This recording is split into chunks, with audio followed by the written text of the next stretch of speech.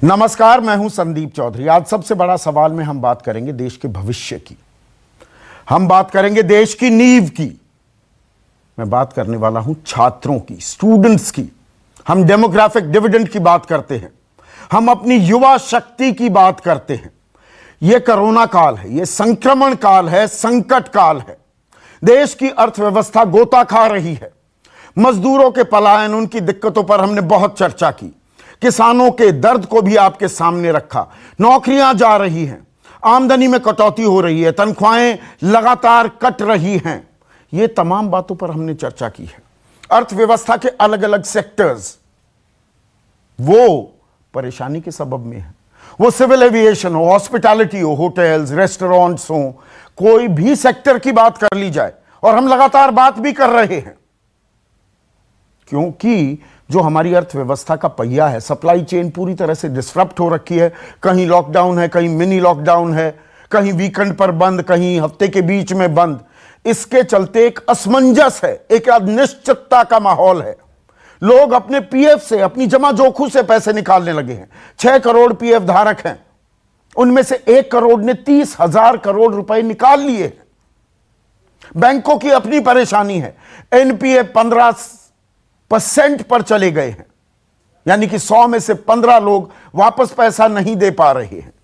तो ये तमाम परेशानियां हैं, लेकिन एक परेशानी के बारे में कतई चर्चा नहीं हो रही है, और यह चिंता का भी सबब है। यह दुखद पहलू है हमारे नरेशन, हमारे नैरेटिव क्रिएट करने का। हम अपने भविष्य, अपने छात्र, अपने बच्चों के बारे में कतई बात नहीं कर रहे। वो परेशान हैं, वो असमंजस में हैं। स्कूल खुल नहीं रहे, यूनिवर्सिटीज खुल नहीं रही, और अभी तक पिछले साल के भी जो इम्तिहान हैं वो नहीं हो पा रहे हैं।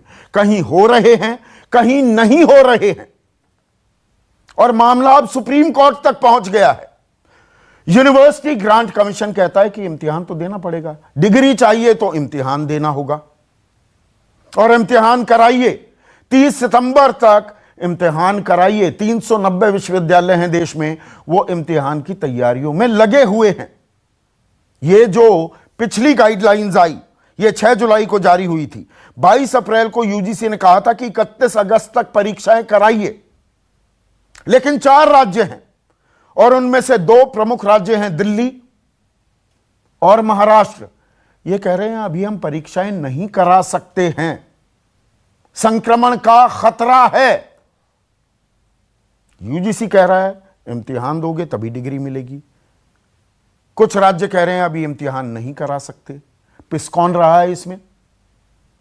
ये नाक की लड़ाई जो चलती रहती है ना हमारे देश में, न्यू नॉर्मल है नाक की लड़ाई। केंद्र की एक संस्था होगी, राज्य कुछ अलग कहेंगे, वो कुछ अलग कहेगी, और बीच में पिस जाएंगे छात्र। खास फाइनल ईयर के जो छात्र हैं, उनको मालूम ही नहीं डिग्री मिल पाएगी नहीं मिल पाएगी, इम्तिहान दूंगा तो मैं कैसे दूंगा। दिल्ली यूनिवर्सिटी ने कल से ओपन बुक ऑनलाइन एग्जामिनेशन 10 अगस्त से शुरू की, लेकिन वहां पर भी सबब क्या देखने को मिला? नेटवर्क की प्रॉब्लम। वहां पर कंप्यूटर नहीं ढंग से चल रहे। आपने पूरी की पूरी अपनी आंसर शीट अपलोड कर दी, अपलोड वक्त पर नहीं हो पाई, वक्त खत्म हो गया। अब बेचारे छात्र को यह नहीं मालूम कि मैंने इम्तिहान तो दे दिया, आंसर शीट भी अपलोड कर दी, वो सही वक्त पर अपलोड हुई है नहीं हुई है, मुझे मार्क्स मिलेंगे नहीं मिलेंगे, मेरा नंबर यह दिखाया जाएगा कि हां भाई इस छात्र ने इम्तिहान दिया या नहीं दिया। रात को क्या वो सो पा रहा होगा? क्या उसके मां बाप सो पा रहे होंगे? यह बहुत बड़ा सवाल है जिस पर सभी ने चुप्पी साधी हुई है। और यह बात सिर्फ यूनिवर्सिटीज की नहीं है, स्कूलों में भी। स्कूल कब खुलेंगे? कोई राज्य कुछ कह रहा है, कोई राज्य कुछ कह रहा है। मैं उसकी एक वानगी आपके सामने पेश करता हूं। हरियाणा में 15 अगस्त से स्कूल खोलने की बात हो रही है, और उसमें भी पहले 10वीं से 12वीं तक के खुलेंगे क्लासेस, फिर 6वीं से 9वीं, 5वीं के खुलेंगे नहीं खुलेंगे, उस पर संशय है। हरियाणा कहता है 15 अगस्त। आंध्र प्रदेश ने 5 सितंबर की तारीख, यह भी अस्थाई तारीख है, वो मुकर्रर की है, तय की है। कर्नाटक 1 सितंबर, राजस्थान कहता है सितंबर में स्कूल शुरू करेंगे, केरल 31 अगस्त कहता है, असम 1 सितंबर कहता है अस्थायी तौर पर, बिहार 15 अगस्त, लद्दाख 21 अगस्त, पश्चिम बंगाल, उत्तर प्रदेश ने कोई फैसला ही नहीं लिया। तो ऐसे में हमारे छात्र, हमारा भविष्य, वो कहां अटका हुआ है? अधर में लटका हुआ है क्या? ऐसे में आज का सबसे बड़ा सवाल, पढ़ाई और परीक्षा में इतना कंफ्यूजन क्यों है और शिक्षा पर राज्यों और केंद्र में झगड़ा क्यों? चर्चा में मेरे साथ बीजेपी के राष्ट्रीय प्रवक्ता और राज्यसभा सांसद हैं डॉक्टर सुधांशु त्रिवेदी, कांग्रेस के राष्ट्रीय प्रवक्ता आलोक शर्मा, अनुपम हैं, प्रेसिडेंट हैं युवा हल्ला बोल के, और प्रोफेसर वेद प्रकाश चेयरमैन रह चुके हैं यूनिवर्सिटी ग्रांट कमीशन के। लेकिन आज मेरे साथ एक खास मेहमान एक्सक्लूसिव बातचीत के लिए जुड़े हैं, दिल्ली के उप मुख्यमंत्री और शिक्षा मंत्री मनीष सिसोदिया हैं। उन्हें स्क्रीन पर लाइए। मनीष सिसोदिया, जो मैंने ओपनिंग रिमार्क्स दिए, मैंने कोई गलत जानकारी दी?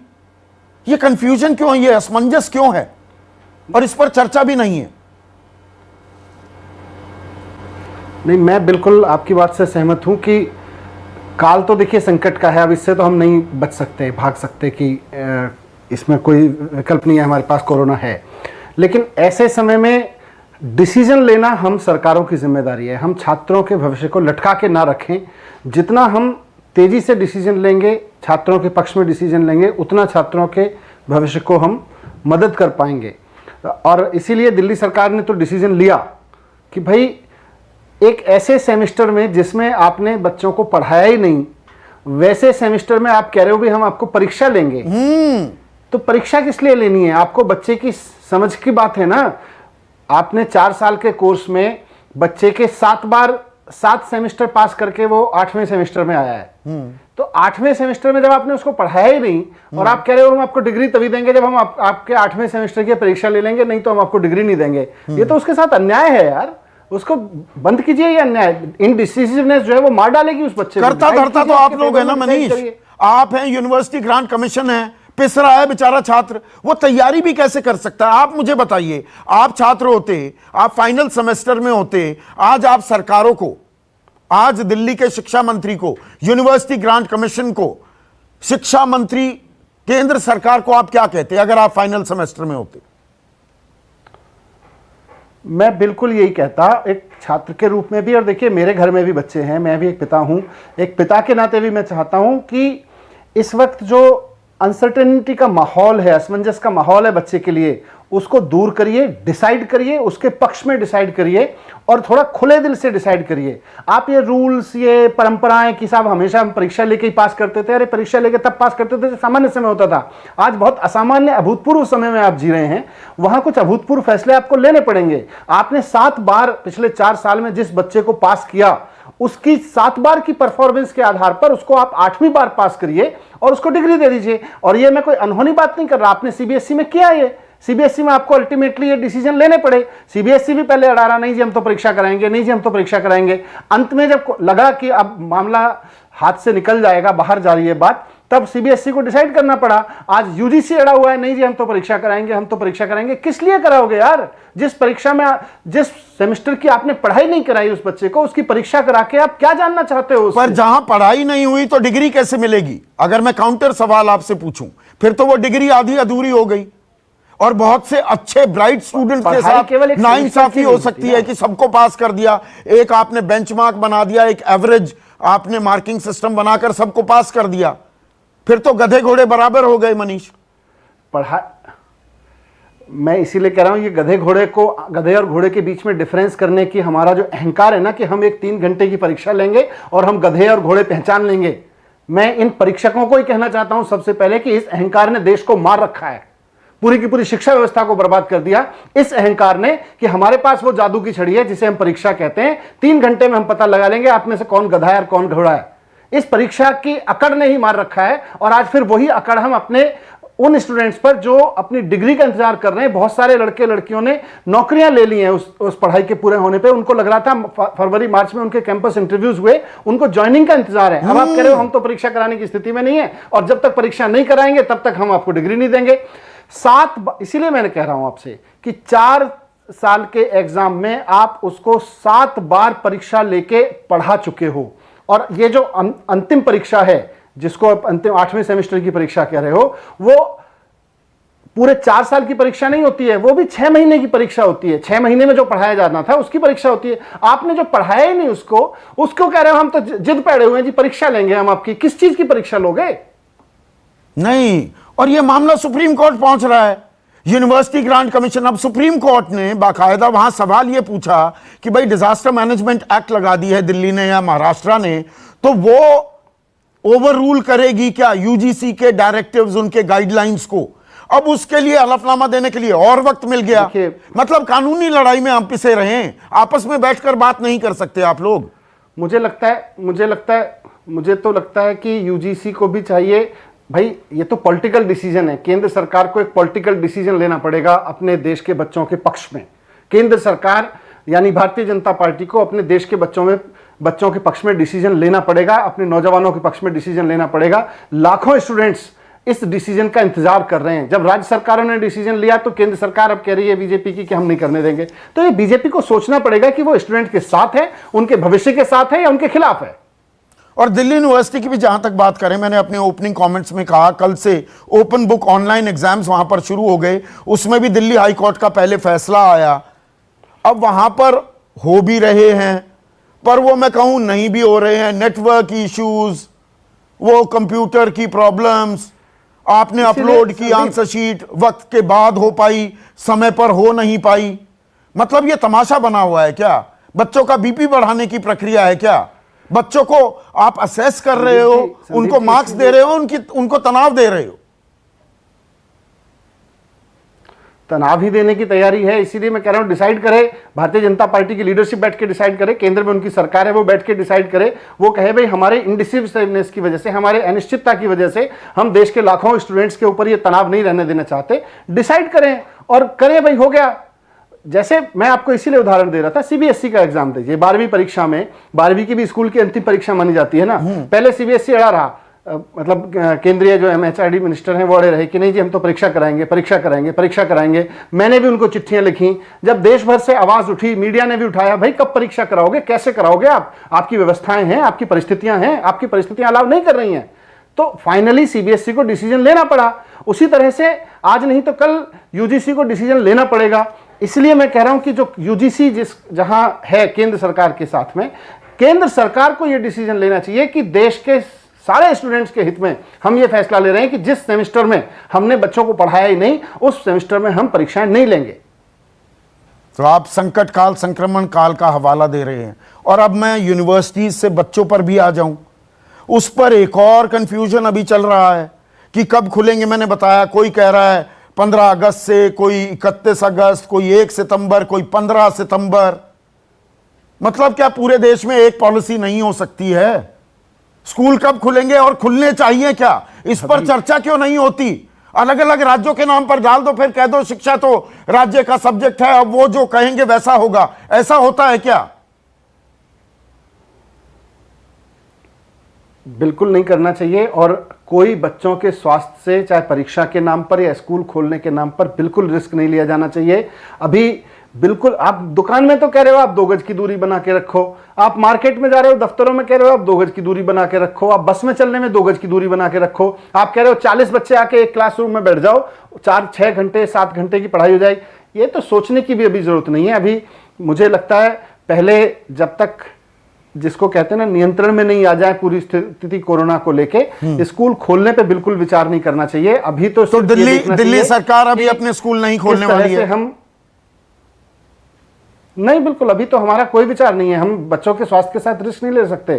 44 लाख बच्चे पढ़ते हैं मेरे स्कूलों में, सारे गवर्नमेंट और स्कूल और प्राइवेट लगा के। मैं बिल्कुल रिस्क नहीं लेना चाहूंगा। मेरी सरकार आप ये कह रहे हैं दिल्ली में स्कूल नहीं खुलेंगे क्योंकि शिक्षा मंत्री ने नई शिक्षा नीति के बाद ये भी ऐलान हुआ है कि नहीं, पहले हम 10वीं से 12वीं वालों के लिए सुबह 8 से 11, फिर 1 घंटे की सैनिटाइजेशन, फिर 12 से 2 स्कूल खोलेंगे, फिर 6ठी से 9वीं वालों के लिए खोलेंगे।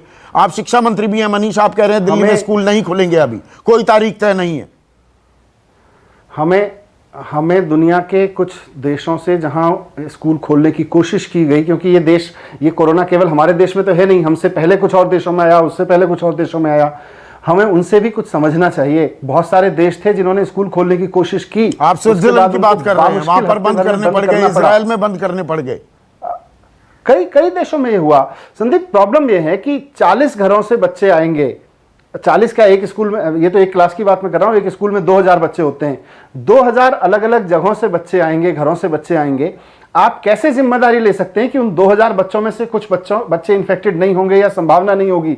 आप एक झटके में एक स्कूल के 2-3 हजार बच्चों को इन्फेक्ट करने के लिए, और 2000 में से एक बच्चे का पाया जाना तो बड़ी बड़ी संभावना है। आज दिल्ली में जब हम टेस्ट कर रहे हैं, हम 6%, 7%, जितने भी टेस्ट होते हैं उसमें से रोजाना 5-6% लोगों को आ रहा है। अगर 2000 में से 5-6% बच्चों को आ गया तो उसका मतलब अगले दिन 2000 बच्चों को कोरोना हो जाएगा। कैसे रिस्क ले सकते हैं बच्चों के साथ? अभी तो दिल्ली के शिक्षा मंत्री कहते हुए न्यूज़ 24 पर दिल्ली में स्कूल अभी नहीं खुलेंगे।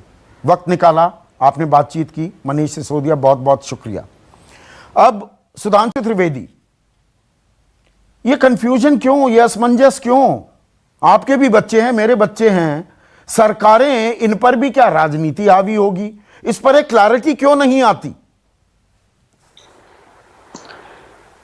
देखिए, मनीष सिसोदिया जी अभी जो बोल रहे थे, संदीप जी, इसमें स्पष्ट रूप से वो शिक्षा मंत्री के रूप में कम और एक राजनेता के रूप में नहीं बोल रहे हैं। बहुत स्पष्ट क्लैरिटी है। जो कक्षाएं अभी शैक्षणिक व्यवस्था और उत्तरोत्तर शैक्षणिक आगे बढ़ने के अंग हैं, उनमें आप पास कर सकते हैं। 7वीं का बच्चा 8वीं में जाएगा, 11वीं का 12वीं में जाएगा, 12वीं का ग्रेजुएशन में जाएगा। अभी तो वो पढ़ रहा है ना। परंतु जो शिक्षा समाप्त करने की स्थिति में आ गए हैं, आप सोचिए, वो पास आउट होने के बाद अभी 40-45 साल काम करेंगे। अब वो जीवन भर ये स्टिग्मा लेके चलेंगे कि साहब ये तो कोविड काल में पास हुआ था, इसने तो परीक्षा थोड़ी दी थी, ये तो ऐसे ही पास हो गया। और इसका सबसे ज्यादा प्रभाव कहां पे पड़ेगा?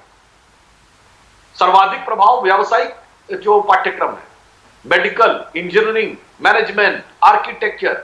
अब आप ये बताइए, कोई मेडिकल के अंतिम वर्ष का छात्र है जो सर्जरी के किसी फाइनल चीज में उसको होना था, अब अगर वो किसी, मतलब जिसे कहते हैं न्यूनतम परीक्षा भी ना दे जिसमें क्लियरेंस हो और कहते पास कर दिया जाए, इस प्रकार की बात जो लोग कह रहे हैं वो उसी प्रकार की, वो तो नहीं, उसकी पुरानी परफॉर्मेंस को आधार क्यों ना बनाया जाए?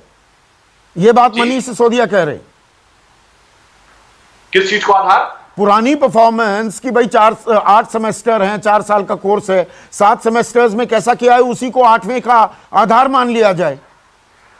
हाँ, जो उन्होंने बात कही, मैं विनम्रता से कहना चाहूंगा, शिक्षा मंत्री होकर वो कैसे बात कह रहे हैं ये मेरी समझ से बाहर है। देखिए, 11वीं 12वीं में, 7वीं 8वीं में लागू होता है, क्योंकि अगर उसने वही मैथ्स पढ़ी है, मैथ्स का एडवांस फॉर्म पढ़ रहा है, अंग्रेजी पढ़ी है, अंग्रेजी का एडवांस फॉर्म पढ़ रहा है। पर व्यावसायिक पाठ्यक्रम में तो मेडिकल में उसने शुरुआती वर्ष में एनाटॉमी पढ़ी है, इस समय सर्जरी पढ़ रहा है। अब इंजीनियरिंग में मैं बताता हूं, शुरुआत पे तो हमने थ्योरी ऑफ मशीन्स पढ़ी है और फाइनल ईयर में, मैं फाइनल सेमेस्टर में कंप्यूटर न्यूमेरिकली कंट्रोल मशीन पढ़ रहा हूं। तो थ्योरी ऑफ मशीन और स्ट्रेंथ ऑफ स्ट्रक्चर के आधार के ऊपर, कि हमारे नंबर के बेस के ऊपर हमको कंप्यूटर न्यूमेरिकली कंट्रोल मशीन में नंबर दे दिए थे।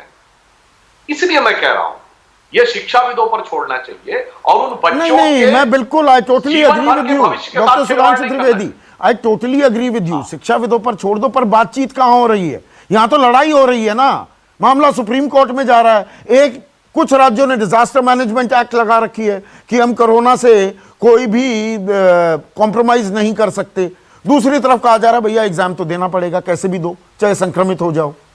मतलब ये तरीका है क्या हल निकालने के? दूसरे तरीके देखिए, एग्जाम के दूसरे तरीके लगाए जा सकते हैं, ऑनलाइन व्यवस्था कर सकते हैं। आज के जमाने में ओपन बुक एग्जाम्स भी होते थे, बहुत सारी तरीके, उस पर भी तो बवाल कटा। डिले किया जा सकता है, सुनिए, हाँ। सत्र डिले किया जा सकता है। हम लोग छात्र जीवन में थे तो मंडल और मंदिर आया था, सेशन डिले हो गया था, मगर ऐसा नहीं होता कि आप जीवन पर्यंत उसको ये कह देंगे कि इसने तो बगैर पढ़े परीक्षा पास कर ली थी। अच्छा, अभी मनीष सिसोदिया जी कह रहे थे कैंपस इंटरव्यू के लिए बच्चे आए थे और उनका सिलेक्शन हो गया। कैसे सिलेक्शन हुआ? नंबर के बेस पर ही ना। जिसके अच्छे नंबर थे, अच्छी कंपनी उसको ले गई। अब यहां नंबर ही नहीं होंगे तो कंपनी कैसे डिसाइड करेगी? बता दे मुझे, जितने योग्य शिक्षाविद बैठे हुए। पर इस कंफ्यूजन में छात्र पिस रहा है ना डॉक्टर सुधांशु त्रिवेदी। कंफ्यूजन नहीं, यह राजनीति में बहुत स्पष्ट बात है जो मैंने पहला वाक्य कहा। जिन क्लासेस का अभी अगला क्लास बाकी है उसमें आगे दे देना चाहिए, क्योंकि आगे आने वाले समय में उसको कोप अप करने के लिए अभी समय है। जिनका अंतिम चरण आ गया है उन्हें तो एक निश्चित स्तर की परीक्षा या निश्चित स्तर का क्लियरेंस होने के बाद ही डिग्री मिलनी चाहिए। इसमें कहां कंफ्यूजन?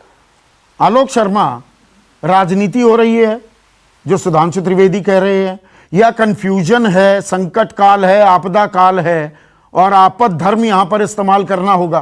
पुरानी परंपराएं, पुराने तरीकों को आप कहें कि यही हम तो लागू करेंगे, इसके अलावा कोई तरीका ही नहीं है, क्या ये सोच सही है? संदीप भाई, सबसे पहले तो मैं न्यूज 20 को और खास तौर पर आपको बधाई देना चाहूंगा कि आपने 1.5 से 2 करोड़ बच्चों के भविष्य से जुड़े हुए विषय को आज उठाया। सबसे पहले आप बधाई के पात्र हैं। मार्च में लॉकडाउन हुआ, 4 महीने हो गए, आज हम सुप्रीम कोर्ट में खड़े हैं कि एग्जाम होंगे कि नहीं। हाँ। और ये राजनीति सारे लोग कर रहे हैं, बीजेपी तो बिल्कुल शांति से बैठी है। संसद खुल नहीं सकती, राजस्थान का एक दिन का सेशन हो नहीं सकता विधानसभा का, लेकिन 2 करोड़ बच्चे एग्जाम देने आए, ये जरूरी है। सुधांशु भाई कह रहे हैं अभी, मुझे लगता है कि केंद्र ने इतना रायता फैला दिया है, जिस तरह से इकोनॉमिक मिसमैनेजमेंट हुआ था उसी ढंग से एजुकेशनल मिसमैनेजमेंट हो गया है। इसमें कहीं पर कोई राजनीति नहीं है। सीबीएसई के मामले में एग्जाम होंगे कि नहीं होंगे, केंद्र सरकार पार्टी थी, राज्य सरकार तो पार्टी नहीं थी, वहां राजनीति कौन कर रहा था? 100 से ज्यादा सुप्रीम कोर्ट में केसेस चल रहे हैं जिसमें एमएचआरडी पार्टी है। जब से सरकार आई है इन्होंने सब रायता फैला दिया। अब इसके 2 पहलू हैं। पहला पहलू है कि 6 जुलाई को ऑर्डर आता है और अभी भी एमएचए ने जो है रिप्लाई अपना फाइल नहीं किया है, एफिडेविट फाइल नहीं किया है। ये भी विपक्ष ने कर दिया और राजनीति की वजह से हो गया है। ये एमएचए भी जो है हमारे अंडर ही है। महाराष्ट्र अगर ये कहता है कि हमारा स्टेट डिजास्टर मैनेजमेंट एक्ट कहता है कि भाई सब वीसी से बात की है और वो नहीं चाहते हैं, 5 लाख से ज्यादा केस कोरोना के महाराष्ट्र के अंदर हैं, दिल्ली के अंदर 1.5 लाख से ज्यादा हैं, 8 से 10 सीएम ने लिख के दे दिया है कि भाई बड़ी दिक्कत है। लेकिन जो व्यापम वाले लोग हैं ना, आज ये पूरी पट्टी पढ़ा रहे हैं कि साहब ऐसा होगा तो बच्चे का भविष्य, व्यापम में क्या हुआ था देखा था। कल का जो दिल्ली यूनिवर्सिटी का पेपर था वो कहां कहां लीक हुआ इनको पता है। एसएससी का पेपर लीक, सीबीएसई के पेपर लीक, और आज ये पट्टी पढ़ा रहे हैं पूरी तरह से कि साहब यहाँ पर जो है प्रोफेशनल कोर्सेज में दिक्कत होगी। प्रोफेशनल में तो प्रैक्टिकल भी होता है, तो प्रैक्टिकल भी कराएंगे क्या मेडिकल की सर्जरी भी कराएंगे? स्ट्रेंथ ऑफ मटेरियल के टेस्ट लैब में भी पहुंच जाएंगे क्या मैकेनिकल वाले बच्चे? मैं समझता हूं कि पूरी तरह से केंद्र सरकार ने ये निर्णय लेने में देरी की, इनकी इनएफिशिएंसी है मंत्री साहब की, और पूरी तरह से आज जो है लगभग 1.5 से 2 बैठकर करोड़ बाकी सब बात क्यों नहीं करते? अब सारी चीजें केंद्र पर डाल देंगे, ये भी नहीं चल सकता। लेकिन गंभीर आरोप लगाए हैं सुधांशु। एक मिनट आलोक, पहले 1 मिनट पहले सुधांशु को रिस्पॉन्ड करने दीजिए ना। आपने गंभीर आरोप लगाए सुधांशु, और आपने एग्जाम्पल दिया एडवांस स्टडीज का, आपने मेडिसिन और इंजीनियरिंग का जिक्र किया, तो यहां पर क्या प्रैक्टिकल भी कराए जाएंगे? सवाल पूछ रहे हैं आलोक आपसे। हाँ, मैं बिल्कुल एक बात कहता हूं, यदि प्रैक्टिकल नहीं तो थ्योरी तो होना चाहिए, प्रैक्टिकल थ्योरी दोनों को। हाँ ठीक है, आलोक जी को लगता है उनकी पार्टी में तो वैसे भी बगैर परीक्षा दिए पास होते रहते हैं और नेतृत्व भी पास होता रहता है, वो अलग बात है। अब मैं एक सीरियस बात कहता हूं, उन्होंने कहा संसद नहीं चल पा रही है, विधानसभा नहीं चल पा रही है, और उस समय में हम बिल्कुल कहते हैं छात्रों के स्वास्थ्य के साथ किसी प्रकार का कोई समझौता नहीं। पर मैं विनम्रता से पूछता हूं, संसद नहीं चल पा रही है तो किसी विधेयक को बगैर संसद में रखे हुए पारित मान लिया जाए? आप बोलिए हाँ या ना? ऑर्डिनेंस आ सकता है, और ऑर्डिनेंस लैंड एक्विजिशन बिल पर सुधांशु भाई आप लोग 3-3 बार ऑर्डिनेंस ला सकते हैं बिना संसद के, वो भी याद है हमें। लेकिन आप व्यापम वाले लोग हैं, आपको एग्जाम से कोई मतलब नहीं है। मैं संदीप भाई मैं 2-3 आंकड़े रखना चाहूंगा दर्शकों के लिए। संदीप भाई बोलिए। संदीप भाई देखिए, आज यूपी, बिहार, आसाम, वेस्ट बंगाल और कर्नाटक 50 जिले बाढ़ से डूबे हुए हैं। 100 से ज्यादा जिलों में आज नेटवर्क की प्रॉब्लम है, इलेक्ट्रिसिटी की प्रॉब्लम है बिकॉज ऑफ बाढ़। पहाड़ी इलाकों में भी कंप्लीट डिजिटल डिवाइड है। कल जो एग्जाम हुआ दिल्ली यूनिवर्सिटी का, मेरी 2 बच्चों से बात हुई, क्या क्या प्रॉब्लम्स आई? नेट कनेक्शन, कंप्यूटर टाइप, कौन सा कंप्यूटर लेके कौन बैठा है, एग्जाम का पैटर्न क्या होगा, मार्किंग की स्कीम क्या होगी, अपलोड होगा कि नहीं होगा एग्जाम, कंप्यूटर की नॉलेज किसी को है और किसी को नहीं है, किसी की टाइपिंग स्पीड कम है, किसी की ज्यादा है, किसी का हिंदी मीडियम है और किसी का इंग्लिश मीडियम है। अब बीए हिस्ट्री ऑनर्स में अगर फाइनल ईयर का बच्चा एक इंग्लिश में लिख रहा है और एक हिंदी में कर लिख रहा है, मुझे लगता है कई तरह की प्रैक्टिकल प्रॉब्लम्स हैं। रेगुलर क्लास हुई नहीं, हेल्थ का इशू सबसे बड़ा है, मटेरियल मिला नहीं बच्चों को, लाइब्रेरी बंद है, लेकिन एग्जाम होने चाहिए। ठीक है, 1 मिनट। अब प्रोफेसर वेद प्रकाश स्क्रीन पर। प्रोफेसर वेद प्रकाश, मतलब राजनीति क्यों हावी हो रही है? ये बच्चों के भविष्य का सवाल है और यहां पर नाक की लड़ाई हो जाएगी कि यूजीसी की डायरेक्टिव फॉलो करो। आप तो यूजीसी के चेयरमैन रहे हैं, ये डायरेक्टिव हैं, वो डायरेक्टिव भी बदलते रहे। मैंने शुरुआत में बताया अब 30 सितंबर तक कराने हैं एग्जाम, पहले 31 अगस्त तक कराने थे। ये नाक की लड़ाई से बच्चों का भविष्य उज्जवल होगा प्रोफेसर साहब? देखिए, ऐसा है, इस इशू को हम लोगों ने बहुत कॉम्प्लेक्स बना दिया। उतना कॉम्प्लेक्स ये इशू था नहीं। और इसको अगर सही पर्सपेक्टिव में एनालाइज किया जाए तो सबसे पहले हमें एक तो ये देखना होगा कि यूनिवर्सिटी ग्रांट्स कमीशन का मैंडेट क्या है, whether we are within the mandate और we have gone out of the brief इस इशू के ऊपर। दूसरा ये है कि जिस तरीके के आर्गुमेंट्स दिए जा रहे हैं, सुप्रीम कोर्ट में जो आर्गुमेंट्स दिए, I have seen them in the newspaper today, उन आर्गुमेंट्स की टेनेबिलिटी को डिस्कस करने की आवश्यकता है कि how far are they tenable. तीसरा जो है, सारे इशू को एक दफे एनालाइज करने की जरूरत है, जिसमें 4 मुख्य बिंदु हैं। प्रोफेशनल क्रेडिबिलिटी उसकी, एडमिनिस्ट्रेटिव उसकी फिजिबिलिटी क्या है, और पब्लिक एक्सेप्टेबिलिटी क्या है, और उसका सॉल्यूशन क्या है। तो मैं तो इसको as an academic I would like to look at it, but before, उससे पहले मैं ये कहना चाहूंगा आपसे कि बिना यूनिवर्सिटी ग्रांट्स कमीशन के एक्ट की जानकारी के हम लोग एक तरीके से सब तरीके की बातें कह रहे हैं। उसमें हमें सिर्फ 5 सेक्शंस को देखने की आवश्यकता है। एक तो सबसे पहला सेक्शन है सेक्शन 12, जो कहता है कि यूनिवर्सिटी ग्रांट्स कमीशन का फंक्शन क्या है। दूसरा है उसमें सबसेक्शन डी, सेक्शन 12, जो ये कहता है कि यूनिवर्सिटी को यूनिवर्सिटी ग्रांट्स कमीशन किस तरीके की एडवाइजरी इशू कर सकता है, डायरेक्शन नहीं इशू कर सकता, एडवाइजरी कर सकता है। पर यहां तो वो कह रहे हैं नहीं, हमारे हिसाब से चलो।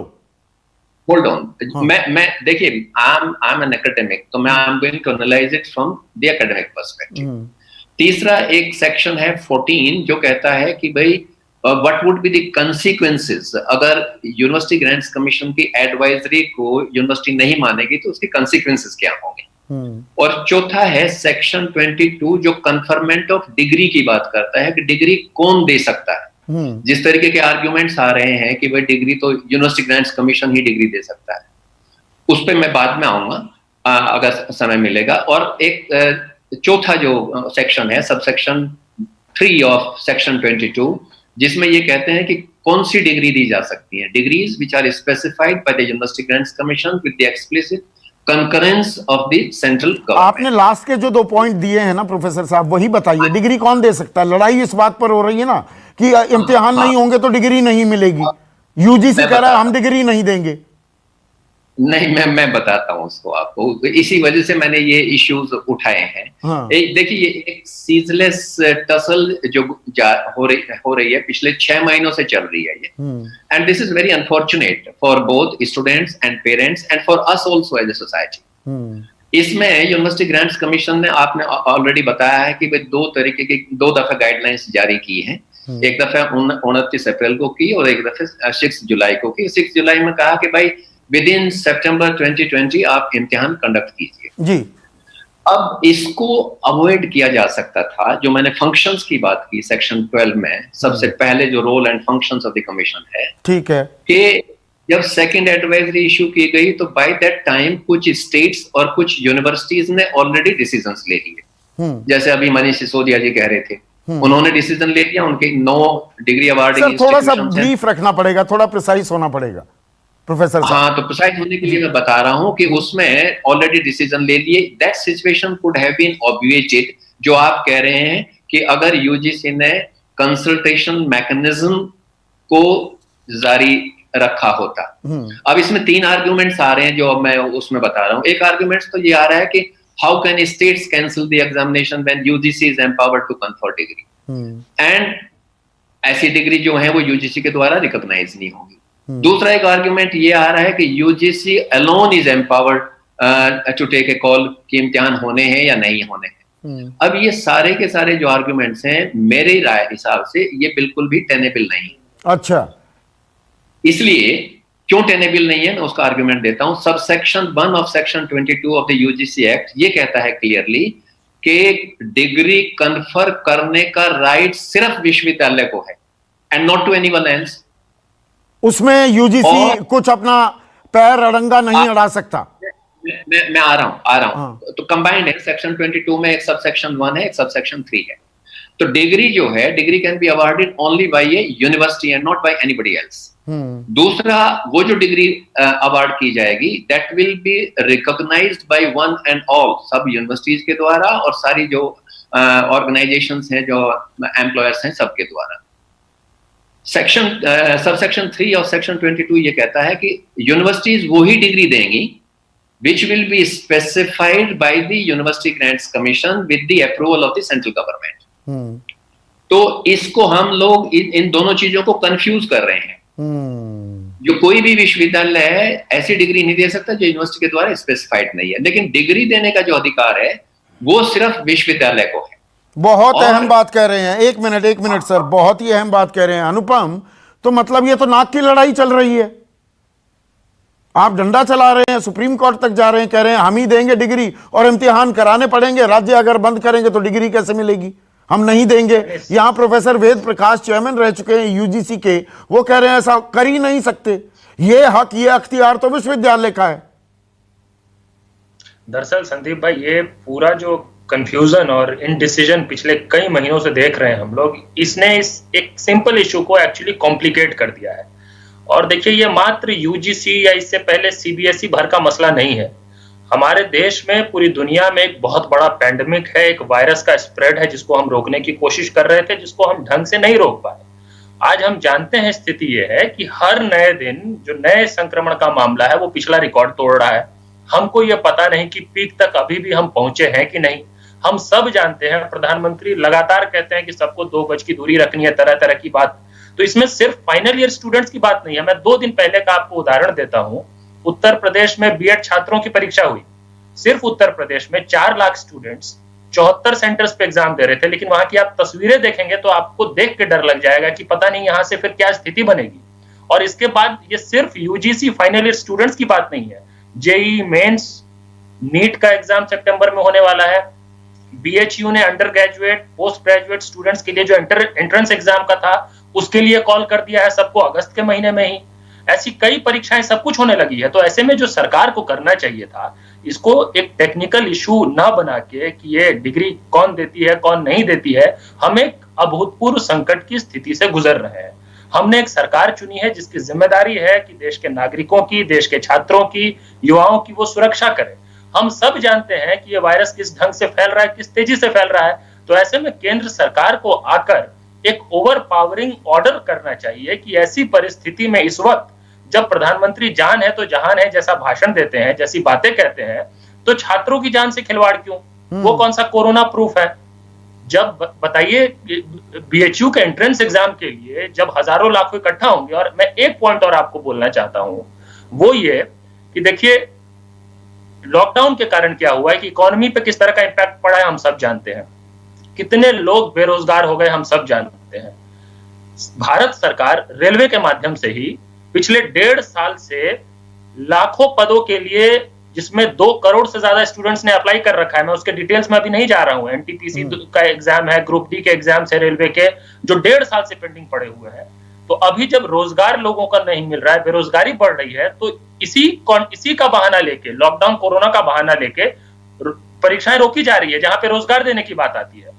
लेकिन यहां पे फिर उनको परीक्षा देने को कहा जाता है। नहीं, पर जो सुधांशु त्रिवेदी कह रहे हैं ना अनुपम, सारी उम्र के लिए एक ठप्पा लग जाएगा इन छात्रों पर कि अरे ये तो कोरोना काल वाले पास आउट हैं जी, इन्होंने तो इम्तिहान ही नहीं दिया, इनकी डिग्री के मायने नहीं है। डिग्री पे सवाल उठते रहेंगे सारी उम्र। नहीं, देखिए, इस नेगेटिविटी और इस तरह के ठप्पे के डर से अगर सुधांशु जी चाहते हैं कि देश के लाखों प्रैक्टिकल बात कर रहे हैं ना। नहीं भाई, 40-45 साल का करियर है, वो डिग्री लेकर घूम रहा है। नहीं तो वो उसकी जो पढ़ाई थी, मैं उदाहरण के लिए, अभी इंजीनियरिंग की बहुत बात हुई। इंजीनियरिंग अगर 4 साल के 8 सेमेस्टर का है, तो वो जो स्टूडेंट है जो 4 साल का बीई या बीटेक का कोर्स कर रहा है, तो क्या सुधांशु जी ये कहना चाहते हैं कि यही 6 महीने की जो सेमेस्टर था उसका, यही 6 महीने के सेमेस्टर से तय होगा कि वो पूरा इंजीनियर बनता है कि नहीं बनता है? हम तो ये कह रहे हैं कि उसने 7 सेमेस्टर तो पढ़ाई की है ना, उसके बेसिस पे फैकल्टी के इंटरनल असेसमेंट के बेसिस पे, और आप बहुत कुछ अभी नहीं चाहते भी नहीं, पर कर सकते। 8वें सेमेस्टर में नहीं पढ़ाई जा सकते किसी हैं। और बात की होगी, ये बात सुधांशु ने कही। लेकिन सुधांशु देखिए, घूम फिर कर क्या बात आ रही है, और प्रोफेसर वेद प्रकाश ने जो बड़ा क्लियरली सेक्शन समेत जो बताया है, यूजीसी के पास तो वो पावर ही नहीं है।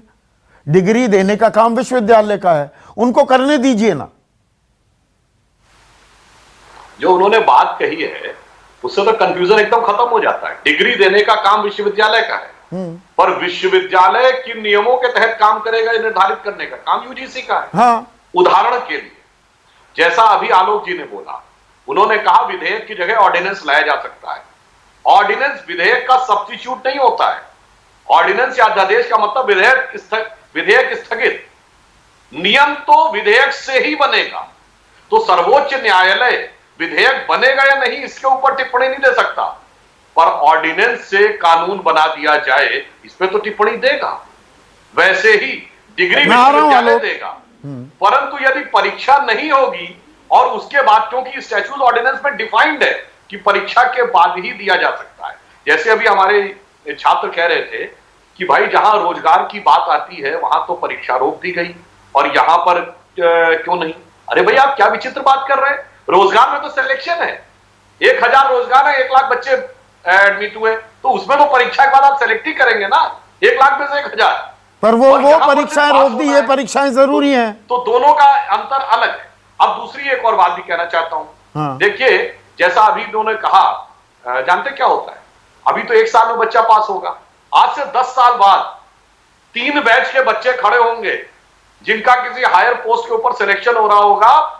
इस ईयर का बच्चा इसलिए मात खा जाएगा कि वो सिलेक्शन में क्यों कहा जाएगा, भाई किसको एक्सपर्टीज ज्यादा थी, इसने तो पढ़ा ही नहीं था, किनारे। इसके आगे के 2 बैच वाले बच्चे सेलेक्ट हो जाएंगे। तो विश्वविद्यालयों को वो फैसला लेने दिया जाए ना।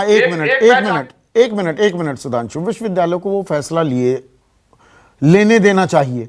पर अब मैं छोटे बच्चों की भी बात आता हूं, मतलब ये रायता जो शब्द इस्तेमाल किया ना अभी आलोक शर्मा ने, वो सिर्फ हायर स्टडीज तक नहीं फैला हुआ। मतलब स्कूल कब खुलेंगे उस पर मैंने बाकायदा सब राज्यों का, हरियाणा 15 अगस्त, दिल्ली में अगस्त में खुलने की बात थी, अभी मनीष सिसोदिया ने कह दिया हम स्कूल नहीं खोलने वाले हैं, कोई तारीख देने को तैयार नहीं थे। आंध्र में 5 सितंबर, कर्नाटक 1 सितंबर, राजस्थान सितंबर, केरला 31 अगस्त, बिहार 15 अगस्त, लद्दाख 31 अगस्त। ये स्कूल, और कहा जा रहा है कि नहीं पहले 9वीं से 12वीं के खोलेंगे, फिर 6ठी से 9वीं के खोलेंगे। इसमें भी अलग अलग, कोई कुछ कह रहा है, कोई कुछ कह रहा है। एक अभिभावक तो परेशान होगा ना, बच्चा तो परेशान है ही, माता पिता को भी नहीं पता कि करना क्या है, होगा क्या। ये 0 एकेडमिक ईयर की तरफ जा रहे हैं, कहां जा रहे हैं हम। आपका प्रश्न मुझसे? जी सुधांशु।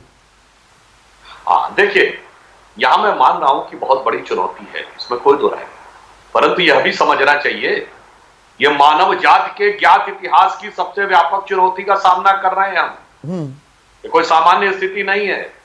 तो ऐसी परिस्थिति में, और यह पूर्णतः अज्ञात और अप्रत्याशित चुनौती है, तो ऐसा भी नहीं कोई हम, जैसा कि अभी ये छात्र ने बहुत अच्छे ढंग से कहा, भाई अभी हमें क्या पता पीक पे पहुंचे कि नहीं पहुंचे, तो 15 दिन बाद, 1 महीने बाद प्लान कर सकते हैं, नहीं, ये नहीं कह सकते। और यहां मैं ईमानदारी से कहता हूं, यह बात सही है, राज्य अलग अलग स्तर पर यह तय कर सकते हैं कि उनके यहां स्थिति 1 महीने बाद सामान्य प्रतीत हो रही है, या 2 महीने बाद, या 15 दिन के बाद।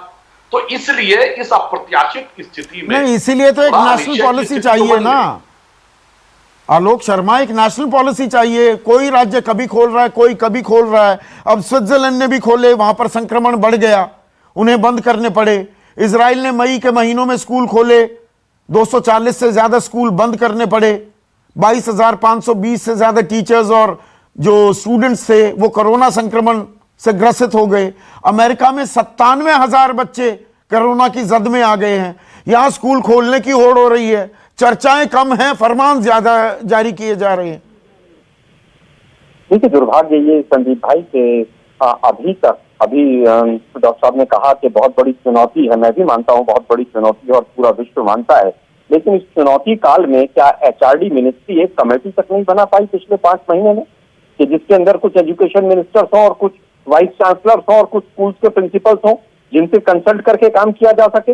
11 अगस्त 2020 को, कल की जो सुप्रीम कोर्ट की डेट थी, उसमें कहा गया है senior advocate government of India की तरफ से कि हम स्टेट से पूछेंगे। अरे भाई 4 महीने हो गए आप लोगों को, 5 महीने, अब आप स्टेट से पूछेंगे। अभी एक यूजीसी का बहुत अच्छा विषय आया था। ये यूजीसी वही यूजीसी है जिसके लिए हमारे सरकार के, केंद्र की सरकार के 2 कैबिनेट मिनिस्टर स्मृति ईरानी और प्रकाश जावड़ेकर जी की स्टेटमेंट याद आती है कि बिल्कुल बकवास है, इसको समाप्त कर देना चाहिए, खत्म कर देना चाहिए यूजीसी को, इसके सारे पर काट देने चाहिए, और ये काम किया भी गया। लेकिन आज यूजीसी जो कह रही है वही सब कुछ है। मैं जानना चाहता हूं कि यूजीसी गाइडलाइंस तो देती है, क्योंकि एजुकेशन जो है वो कंकरेंट लिस्ट का सब्जेक्ट है, यूनियन और स्टेट का नहीं है। उस पर केंद्र सरकार भी कानून बना सकता है और राज्य भी बना सकता है। तो आज यूजीसी जो है इतनी बड़ी चीज हो गई कि 2017 और 18 के जो एग्जाम के रिजल्ट थे, जिनसे नौकरियां मिलनी थी, वो रिजल्ट तो 17 और 18 के अभी तक पेंडिंग पड़े हुए हैं। पिछले 2-2 साल के लोग रोल नंबर लेके घूम रहे हैं कि हमारा एग्जाम होगा, लेकिन यूजीसी ने कहा है इसलिए ये होना जरूरी है। जहां तक बात आई धब्बे की, कि साहब उन बच्चों के ऊपर धब्बा लग जाएगा, आज जान बचानी ज्यादा जरूरी है या वो धब्बा लगेगा या नहीं लगेगा? वो 40 साल 45 साल तक चलेगा ना, जो सुधांशु कह रहे हैं। आज जान बचाने के नाम पर वो छात्र आगे जब उसकी प्रमोशन की बारी आए, वो पीछे क्यों रह जाए? वो कतार में पीछे क्यों कर दिया जाए? नहीं रहेंगे। आप 2020 की डिग्री धारक संदीप भाई, ये हवा का लॉजिक है। संदीप भाई कैसे रह जाएंगे पीछे? कोई भी कंपनी एफिशिएंसी देखकर एफिशिएंट कैंडिडेट का सिलेक्शन करती है, और हिंदुस्तान में आज बिना एग्जाम के कोई नौकरी नहीं मिलती। चपरासी का भी एग्जाम रहता है मैक्सिमम जगह। ये मोदी जी थे जिन्होंने कहा था कि इंटरव्यू को समाप्त कर देंगे, आज आप उल्टा तर्क दे रहे हैं कि इंटरव्यू में वो पिछड़ जाएगा। मुझे लगता है कि तर्कों को साइड में रख के केंद्र सरकार को एक कमेटी बनानी चाहिए, और अभी स्कूल खोलने के ऊपर कोई चर्चा नहीं होनी चाहिए। स्कूल चर्चा हो रही है ना स्कूल खोलने नहीं हुए। नहीं, देखिए मुझे लगता है कि हेल्थ के केसेस कोरोना के बढ़ रहे हैं, रेगुलर क्लासेस नहीं हुई, मटेरियल अवेलेबल नहीं था, लाइब्रेरी बंद थी। मुझे लगता है कि आज पूरी तरह से छात्रों का हित ध्यान में रखते हुए जो एनएसयूआई ने भी मांग की है, एग्जाम्स नहीं होने चाहिए। प्रोफेसर वेद प्रकाश, अब मैं हायर एजुकेशन की बात नहीं कर रहा हूं, आ रहा हूं मैं सुधांशु आपके पास। मैं अभी स्कूल एजुकेशन की भी बात एज एन एकेडमिक आपसे जानना चाहूंगा। अभी एक स्टडी की गई, लोकल सर्कल्स ने ये स्टडी की, 25,000 से ज्यादा लोगों की राय ली कि भाई स्कूल खुलने चाहिए क्या। उसमें से प्रोफेसर साहब 58% कहते हैं स्कूल कतई नहीं खुलने चाहिए। यह अभिभावकों से राय ली गई। सिर्फ 33% ने हाँ कहा, 9 मन नहीं बना पा रहे थे। तो 58% लोग कह रहे हैं भैया नहीं भेजूंगा मैं अपने बच्चों को स्कूल, ऐसे हालात में नहीं भेजूंगा। पर यहां अभी भी जोर दिया जा रहा है। मेरा सवाल यही है, आपद धर्म में कुछ नई चीजें आप इजाद करते हैं ना, उसके बारे में हम सोच भी नहीं रहे। हम वही लकीर के फकीर बने हुए हैं क्या प्रोफेसर साहब? देखिए, इसमें 2 चीजें हैं कि एक तो इस तरीके का निर्णय कभी भी यूनिफॉर्मली अप्लाई नहीं करना चाहिए पूरे देश के अंदर। हमारा बहुत बड़ा देश है, और जो एजुकेशनल इंस्टीट्यूशंस हैं उनकी सोशल और फिजिकल कंडीशंस जहां वो एग्जिस्ट करती हैं, उनको ध्यान में रखते हुए हम लोगों को निर्णय लेना चाहिए। तो एक चीज तो ये है, और दूसरा ये है कि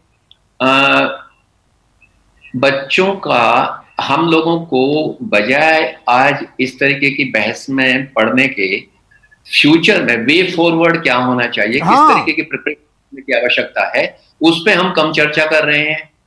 अब हमें बात करनी चाहिए, प्रोक्टर्ड एग्जामिनेशन की बात करनी चाहिए। हमें बात करनी चाहिए कि वो बच्चे जो गरीब परिवारों से आते हैं, मार्जिनलाइज सेक्शन से बच्चे आते हैं, उन बच्चों को इंटरनेट के माध्यम से हम किस तरीके का प्लेटफॉर्म क्रिएट करके उनको शिक्षित कर सकें, उस चीज पे हम लोगों का जोर होना चाहिए, बजाय एक छोटी सी चीज के ऊपर जिस पर हमारी पूरी ताकत नहीं, बहुत ही वैलिड पॉइंट है प्रोफेसर साहब। I am glad you brought this up.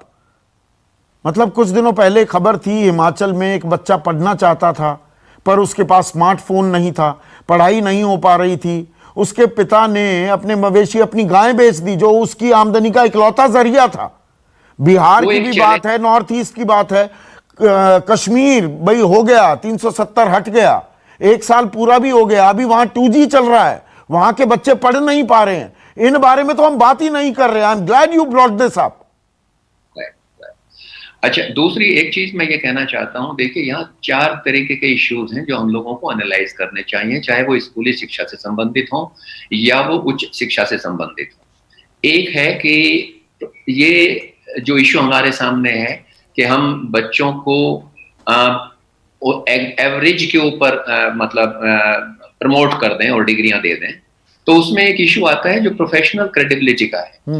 वो लोग जो ये कह रहे हैं कि भाई ये कोरोना की डिग्री लेके घूमेगा, क्या हमारा एजुकेशन सिस्टम इतना फ्रेजाइल है कि 6 सेमेस्टर के प्रोग्राम में जहां हमारे पास 5 सेमेस्टर्स के उनका असेसमेंट हमारे पास है, छठे सेमेस्टर का सेशनल इवैल्यूएशन हमारे पास है, do we think that his performance in the 6th semester is going to be drastically different from the earlier aggregate? Let us have a heart and discuss it. ठीक है, कुछ लोगों को इसके रिजर्वेशन होंगे, लेकिन उसकी परफॉर्मेंस जो है वो ड्रास्टिकली डिफरेंट नहीं होगी। बहुत वैलिड पॉइंट कह रहे हैं सर, 1 मिनट के लिए रोक रहा हूं। मतलब हम वही लकीर के फकीर बन रहे हैं क्या अनुपम?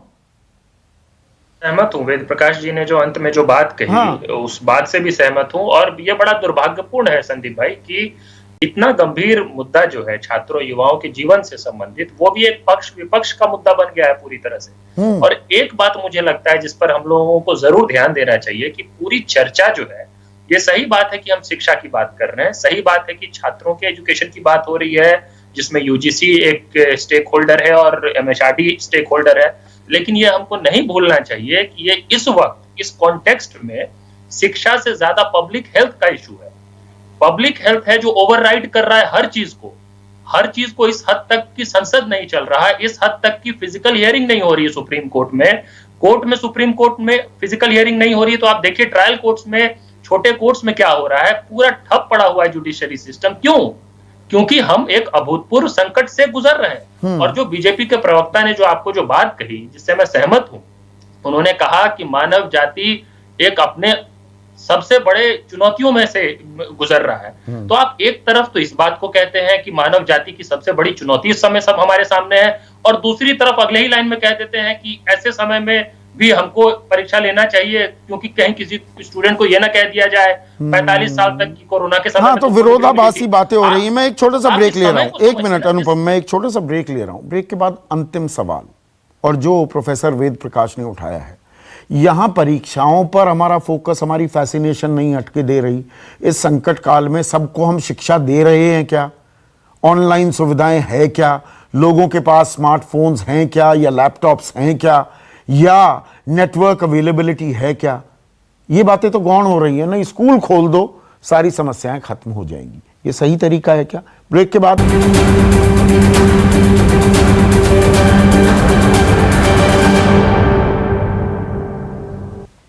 अंतिम पड़ाव, अंतिम सवाल। डॉक्टर सुधांशु त्रिवेदी, हमने परीक्षा होनी चाहिए, इम्तिहान नहीं होगा तो डिग्री के क्या मायने, इस पर हमने बात कर ली।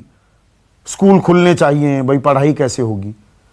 पढ़ाई के लिए इस संकट काल में इंटरनेट कनेक्टिविटी, लोग 2G में काम कर रहे हैं, स्मार्टफोन्स नहीं है बच्चों के पास, उसके बारे में हम चर्चा नहीं कर रहे हैं। हम आसान तरीका ढूंढ रहे हैं क्या दरअसल, कि स्कूल खोल दो भाई, स्कूल खुले हुए हैं, जाकर पढ़ लो। संदीप जी, आपने एक सही बात कही। इस पूरी समस्या के 3 आयाम, एक है मूल्यांकन, एक है स्वास्थ्य, और एक है परीक्षा की प्रक्रिया। हम स्वास्थ्य और परीक्षा की प्रक्रिया में न जाकर कि कैसे रास्ता निकाला जाए, हम मूल्यांकन पे आने लगे। मैं विनम्रता से पूछना चाहता हूं, अभी कहा गया कि कोर्ट में प्रोसीडिंग नहीं चल रही है, ऑनलाइन चल रही है, तो ये बताइए कि अगर कोई मुकदमा पहले एसडीएम कोर्ट से, फिर सेशन कोर्ट से, फिर हाई कोर्ट से और फिर सुप्रीम कोर्ट से भी होके रिव्यू पिटीशन में पड़ा हो, तो ये मान लिया जाए कि अब 4 बार हो चुका था, तो वो हुआ, मान लिया जाए। अगर वो कह दे तो मैं मान लेता हूं। नहीं, मैं सवाल ये पूछ रहा हूं, बच्चे पढ़ें, उसका इंतजाम करना जरूरी है ना, कि बस यह रास्ता ये जी स्कूल खोल दिया, जाके पढ़ लो। नहीं, मैंने क्या कही, उस व्यवस्था पे डिस्कशन होना चाहिए कि स्कूल खुले अथवा ना खुले, किस प्रक्रिया के थ्रू क्लास चले, किस प्रक्रिया के थ्रू एग्जाम। नहीं, मैं इस पर भी करूंगा, ये लोगों से जुड़ा मुद्दा है। एक मिनट, पूरी बात मुझे कर लेने दें संदीप जी। हाँ, पूरी बात देखिए। 5 साल की डिग्री में 4.5 समझ में आता है, 4 साल की डिग्री इंजीनियरिंग में 3.5 समझ में आता है, 3 साल की डिग्री में 2.5 साल, 2 साल के एमबीए में 1.5 साल, 1 साल का भी MBA होता मान्यवर, उसमें 6 महीने की पढ़ाई और 6 महीने का सर्टिफिकेट कोर्स। ठीक है, ठीक है। बिना पढ़े सर्टिफिकेट। आलोक शर्मा 30 सेकंड है मेरे पास।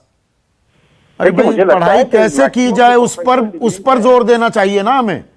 उसको तो हम भूल गए, स्कूल खोल दो जी, पढ़ लो। एक मिनट, मैक्सिमम जो प्रोफेशनल डिग्रीज है उनका आखिरी सेमेस्टर जो होता है वो मैक्सिमम प्रोजेक्ट रिपोर्ट का और प्रोजेक्ट का होता है। शायद सुधांशु भाई मुझसे बेहतर जानते होंगे, मैं सिविल साइड से और सुधांशु भाई मैकेनिकल साइड से। लेकिन आज 2-3 सवाल हैं। ये जो पेपर लीक, रायता फैलाओ, व्यापम सरकार है इनसे, कि अगर ये 30 सितंबर तक भी पीक और आया तो क्या इसको डेट को आगे बढ़ा देंगे आप? पहला सवाल मेरा है कि अगर यहाँ पर 30 सितंबर तक कोरोना कंट्रोल में नहीं आया, आज भी मोदी जी ने तो कहा था